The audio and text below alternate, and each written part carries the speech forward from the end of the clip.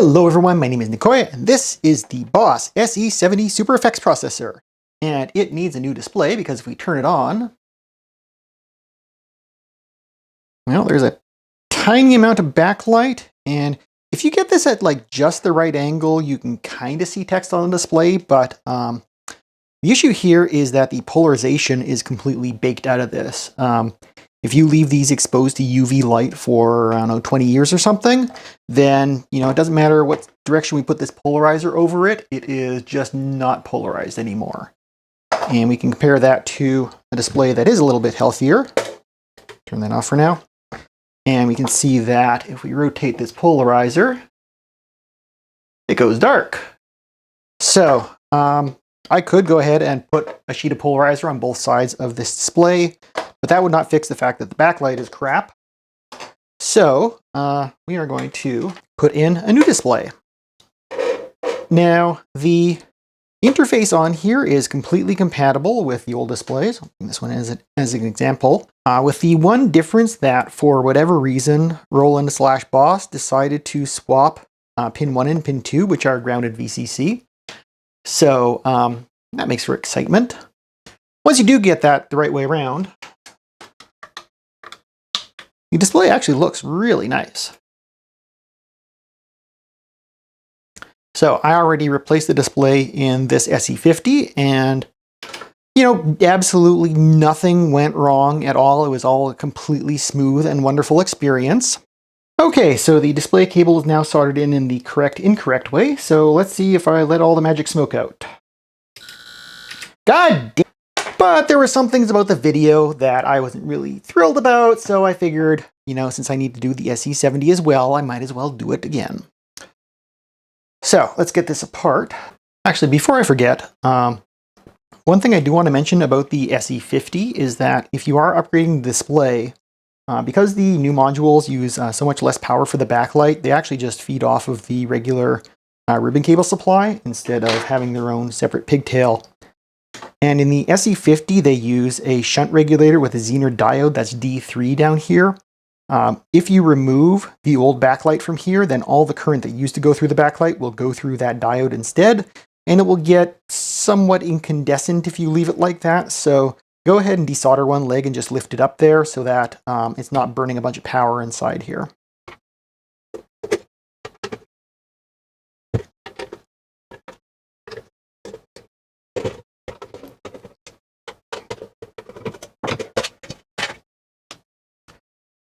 So unlike the SE-50, the SE-70 does not use a shunt regulator. It just uses this big resistor, R135 in series with the backlight here. And so once we unplug this, nothing's going to go through that resistor, so you don't need to do any modifications to prevent things from glowing in the dark. So we need to get the front panel off.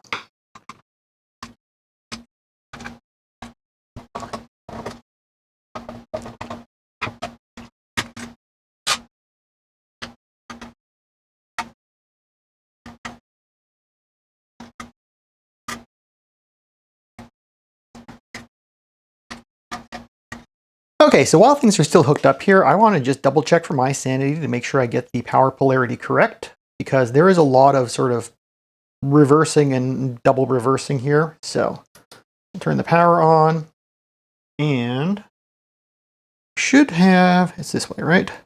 Yeah, so that says positive 5 volts. So pin 1 on the LCD, which is the same orientation as this, pin 1, the odd numbers on the towards the display, I should say.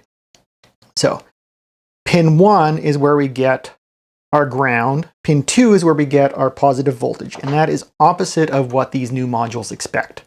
So the rest of the pins will be in the correct order, even though on the schematic, the rest of the pins are reversed and the power is forward because this connector is on the back side. And so the numbering is flipped and it's very confusing. But what we need to know is we need to reverse pin 1 and 2, and then everything should work. I hope. Now, before we can reverse pin 1 and 2, we actually have to get the back of the ribbon connector off. And that means that we need to get under this, which means we basically need to desolder it, which is fine because we're going to be soldering this onto the new display.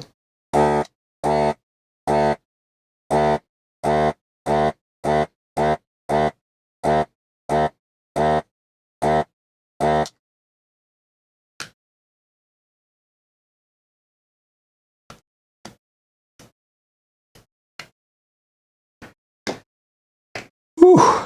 All right.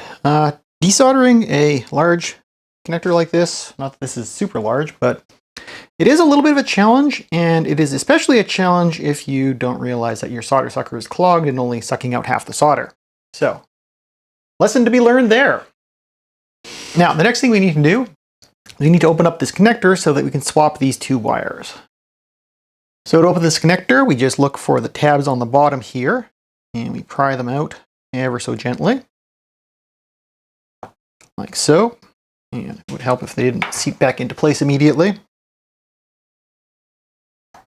So do that on that side, and then on this side, again, we just pry under that edge there.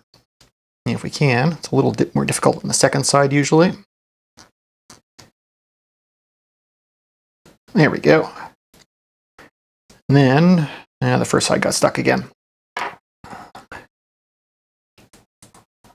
Okay, and then we can lift the top off.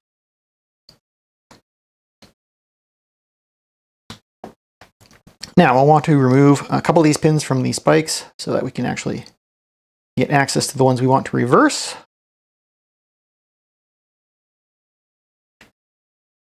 And you don't have to go too crazy here. And then go for pin 1 and 2. Pin 1 is the one with the stripe. And we slide some cutters in between there. And we just cut them back a little bit.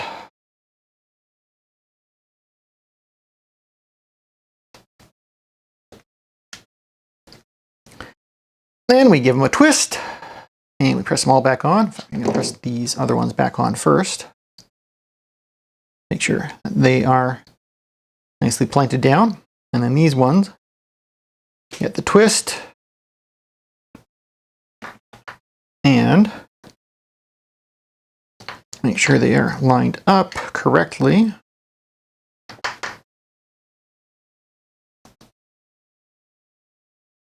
And then we spike them through the insulation displacement thingamajiggers.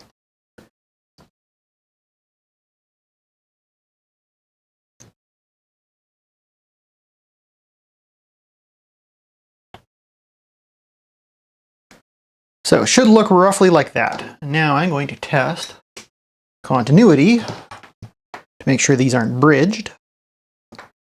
Oh, please don't beep. Hey, no beeping. Now we want to test continuity into there, which means I need a more pokey tip. And so I'm going to go to, this should be pin 1 by some definitions. And then, okay, that's pin 1 going now to pin 2, I guess. And then pin 2 now going to pin 1 and not to pin 2. So now we slip the back on.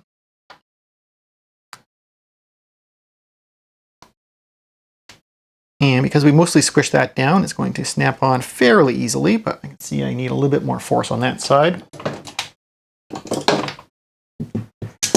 just to get it fully secured. There we go. So the clips are back into place on either end. And now we should be able to solder this to the new display.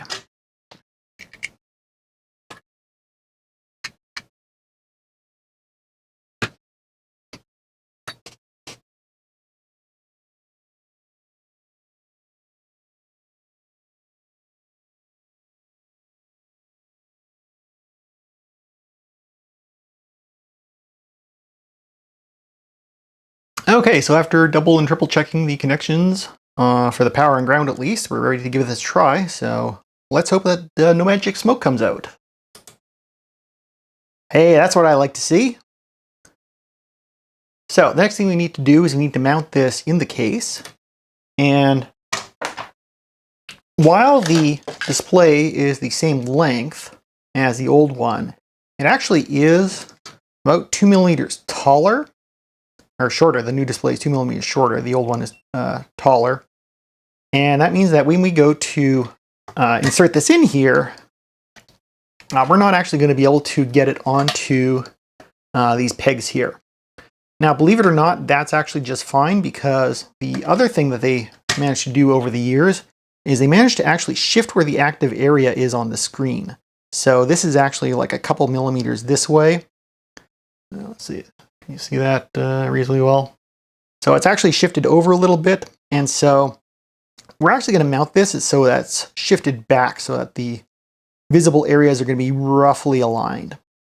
And that means we're not going to be able to use the original screw holes in here or the original tabs, and so I have printed out a spacer that is going to go onto the back in this orientation here. And it's going to go around these little resistors here that you can connect. And so I'm going to adhere this with some double-sided tape. This is some 3M 300 LSE, I believe. And so I'm just going to quickly do that and place the display in the case.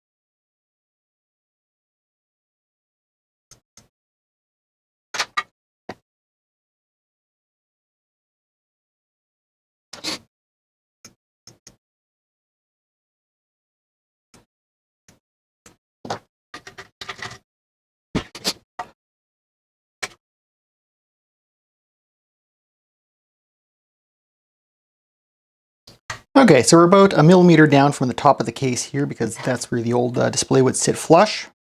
And we're up against the bracket here on the end, and I actually scribed down where the visible window was, and we're a little bit to the right of where we'd necessarily want to be, but I think it's going to be close enough that you're not going to notice. So I'm going to go ahead and do the satisfying peel.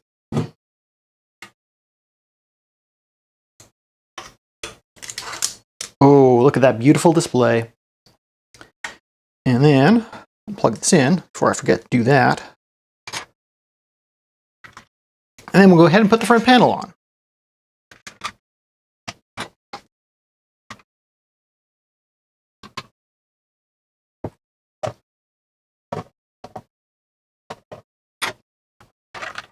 So let's have a quick look at our handiwork here.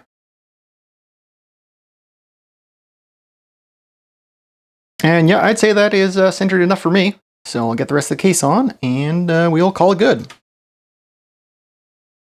Now, since we're no longer using these screws to secure the screen, I'm just going to put them in a Ziploc baggie and tuck them in here, just so that if someone wants to go ahead and revert this mod at some point in the future, they have the screws to put in place.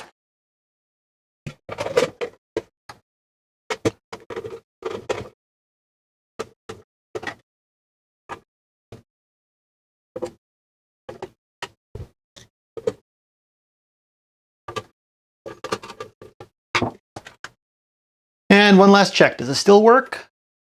It sure does. I like that look. That is really nice. Good viewing angles. I mean, not perfect, but above and below. Below is pretty good, so if you put that up on a high shelf, you can see it. We actually do have contrast adjustment in this one. Let me see if I can remember where to find it. So that looks no different at all. Actually, does that not look different? Let me get it right here.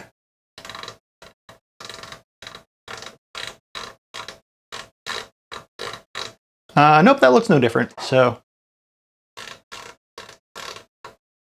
whatever, I guess we'll just stick it in the middle and forget about it. So I want to thank you guys for watching. I hope you enjoyed the video, and I will see you on the next one.